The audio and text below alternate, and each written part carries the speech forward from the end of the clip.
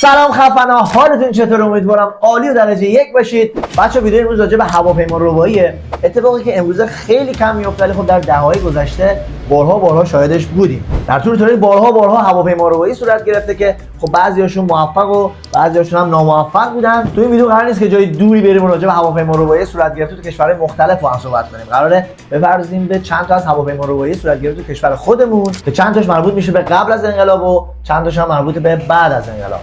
بریم از اولین هواپیما روبایی صورت گرفته تو کشورمون شروع کنیم. فقط قبل از اینکه ویدیو رو استارت بزنیم بهتون بگم مورد آخر رو اصلا از دست ندین، چون این مورد یه مورد کاملا خاصه. تاکید میکنم خیلی خاص، چون این مورد از داستانش تو یکی از فیلم‌های سینمایی ایران ازش استفاده شده. یک فیلم کاملا پرطرفدار که اگه بهتون بگم قطعا همتون دیدینش.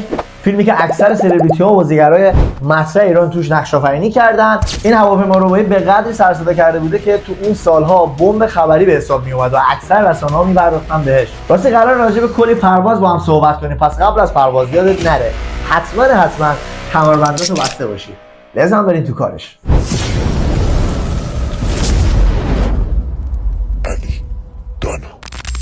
در 31 خرداد ماه 1349 هواپیمای بوئینگ 727 ایران با 94 نفر سرنشین از فرودگاه مهرآباد تهران به سمت فرودگاه آبادان به پرواز درآمد. 3 نفر از معترضین ایرانی به نام‌های علی ملازاده، حسن ملازاده و مسعود حمیدی اقدام به ربودن مسلحانه این هواپیما کردند. اونا موفق شدن هواپیما رو به کشور عراق ببرن و از این کشور پناهندگی سیاسی بگیرن. خب تلاش برای اولین هواپیما روبایی تو ایران موفقیت آمیز بود، اما بریم سراغ مورد بعدی که 4 ماه بعد در مهر ماه سال 49 اتفاق افتاد. در مهر ماه سال 1349 بازم یک بوئینگ 727 که قصد داشت از تهران به سمت آبادان پرواز کنه توسط 3 شخص دیگه ربوده شد. این 3 شخص بعد از دزدیدن هواپیما و تهدیدش به انفجار خواستار آزادی 21 نفر از زندانیان سیاسی شدند. ربایندگان بعد از درگیری با عوامل پرواز و مجروح کردن مأمور امنیت موفق شدند این هواپیما رو به کشور عراق ببرند و در اونجا با موافقت دولت عراق پناهندگی سیاسی بگیرن. اگه دقت کنید می‌بینید که مقصد همه‌شون کشور عراق بوده و می‌بینید که دولت عراق چقدر راحت به فراریای ایران و اونایی که ضد رژیم ایران کار می‌کردن پناهندگی سیاسی میداده. دلیلش هم چیزی جز این نبوده که اون موقع رابطه کشور ایران و عراق و دولت این دو کشور کاملا تیره و تار بوده. بریم سراغ بقیه هواپیما روبایی‌ها که مربوط میشه به بعد از انقلاب. همونطور که میدونید بعد از انقلاب تغییرات و اتفاقات زیادی در کشور افتاد که مهمترین اتفاق جنگ 8 ساله با عراق بود. در خلال این 8 سال چندین هواپیما روبایی صورت گرفت که میپردازیم به این چند مورد. البته بعد از جنگ هم چند هواپیما روبایی دیگه داشتیم که حالا به نوبت به همه‌شون میرسیم. در تیر ماه سال 1362 یک دستگاه بوئینگ 747 با 390 نفر مسافر و خدمه از فرودگاه شیراز به سمت تهران به پرواز درآمد. از بین این 390 نفر 6 مسافر که از هواداران مسعود رجوی و سازمان مجاهدین خلق بودند با استفاده از اسلحه و مواد منفجره اقدام به ربودن هواپیما کردند. اونا بعد از ربودن هواپیما و خارج شدن از خاک ایران وارد کشور کویت شدند تا از مقامات کویتی سوخت، آب و غذا دریافت کنند. سفیر اون زمان ایران در کویت درخواست گفتگو با ربایندگان و جلوگیری از پرواز مجدد هواپیما را داشت که این تلاش بی‌نتیجه موند و خود مقامات کویتی مستقیما وارد گفتگو با ربایندگان شدند. در نهایت در ازای آزاد کردن 186 نفر از مسافرها سوخت مورد نیاز در اختیار اونا قرار گرفت. پس از خروج هواپیما از کویت ربایندگان قصد داشتند هواپیما را به بغداد ببرند، اما خب خدمه هواپیما اونا رو متقاعد کردند که به پاریس برن. در نهایت هواپیما بعد از چند ساعت پرواز در فرودگاه پاریس فرود اومد.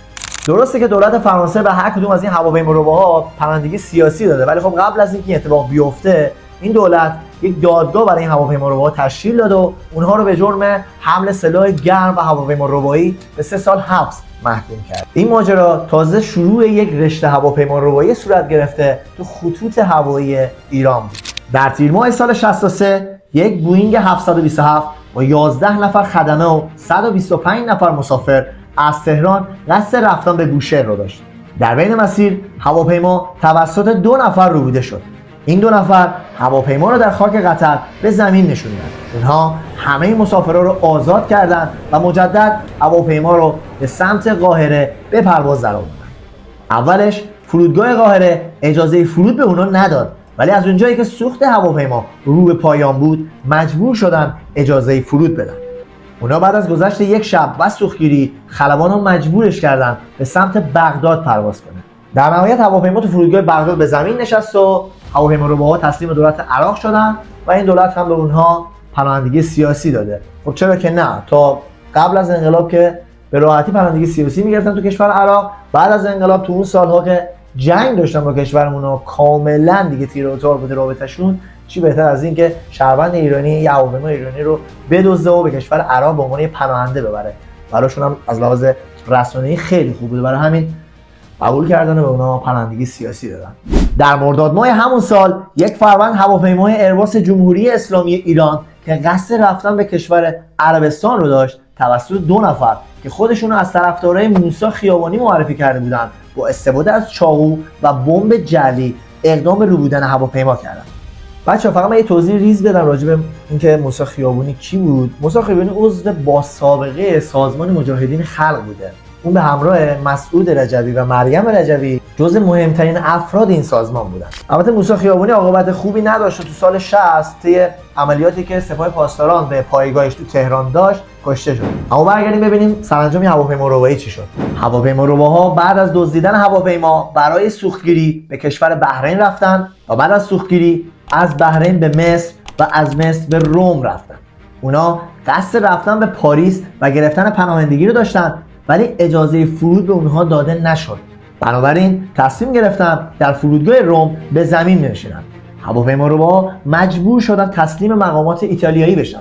در نهایت بعد از بازداشت هر کدوم به 2 سال حبس محکوم شدن. واقعا با عقل جور در نمیاد که چرا تصمیم میگرفتن هواپیمایی رو بدزدن و از کشور خارج بشن و برن توی کشور غریب و اونجا زندانی شن.